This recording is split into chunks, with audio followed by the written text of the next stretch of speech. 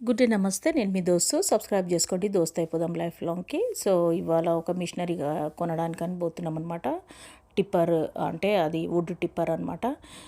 ఇక మనోడు బలవంతంగా నన్ను మళ్ళీ బిజినెస్లకు మళ్ళీ తీసుకొచ్చిండు. ఎందుకంటే మనోడు ఎడవైనా కానీ కూడా గుడకేసిన బంతి కొట్టినట్టు మళ్ళీ ఇంటికి వస్తున్నాడు. ఏమైందని అంటే, లేదు సూవే కావాలి, మేము సూతోనే మాట్లాడతాం, డీలింగ్ సూతోనే ఇది చేస్తామని అంటారంట. ఏడవైనా బార్గెనింగ్ కానీ ఏది కానీ ఎవరు కానీ ఇక్కడ అయితలేదు. ఇక మన దగ్గరికి వెళ్ళి ఉన్న వాళ్ళందరూ మంచిగా ఉన్నాయని దోసుకుంటారు. మనోడు ఎవరికి కానీ నో అనడు.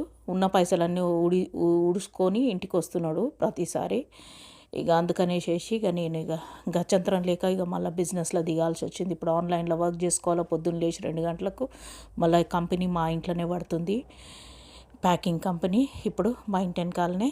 ముందు అడవిలు ఉంటుండే అక్కడ, కానీ ఇప్పుడు మొత్తం ఇంటి వెనకాలనే అవుతుంది. అవన్నీ మొత్తం చూసుకోవాలా, వర్కర్లను చూసుకోవాలా, మళ్ళీ ఇదంతా బిజినెస్ చూసుకోవాలా. వచ్చినోడు వచ్చినట్టే, పోయినోడు పోయినట్టే, వండింది వండినట్టే, వార్చింది వార్చినట్టే. నిజం చెప్తున్నా కదా, దేవుడు ఇంత ఓపిక ఎక్కడి నుంచి ఇచ్చిండు నాకు అన్నది నాకు అసలు అర్థమైతలేదు. జిమిగానికి చెప్పొచ్చిన, అరే నువ్వు కొంచెం వ్యాక్యూమ్ కొట్టేసేసి మాపు కొట్టేయరా అంటే, ఆ దరిద్రుడు వ్యాక్యూమ్ కొట్టలే, ఏం లేదు, వేడి నీళ్ళు కాగబెట్టి మాపు కొట్టి ఆ వేడి నీళ్ళు తీసుకొని పోయి చెట్లకు పోసేసిండు. అది సెక్యూరిటీ కెమెరాలు ఇప్పుడు మనోడు చూసి వీడు ఏం చేస్తుండు అసలు అని అంటే, ఇంటికి వచ్చినాక అడిగితే, ఆ మాపు కొట్టిన నీళ్ళు చెట్లకు పోసినామంటే, నేను అన్నాను, ఆ మాపు కొట్టిన నీళ్ళు నీ బెడ్ మీద పోస్తే ఎట్లుంటాయిరా, ఒక మాట చెప్పు, ఆ మాపు కొట్టిన వేడి నీళ్ళు నీ బెడ్ మీద పోస్తే ఎట్లుంటాయి అంటే, లేదు లేదు అట్లెట్లా అంటే, మరి అట్లెట్లా చెట్లకు రా, మరి చెట్లను చంపేసినావు కదా, ముందు ఒకసారి చంపేసినావు చెట్లను, మళ్ళీ ఇప్పుడు ఈసారి కూడా చంపేసినావు చెట్లని, మరి ఇట్లా చేస్తే ఎట్లా రా అన్న. $30 తీసుకున్నాడు, జేబులో పెట్టుకున్నాడు.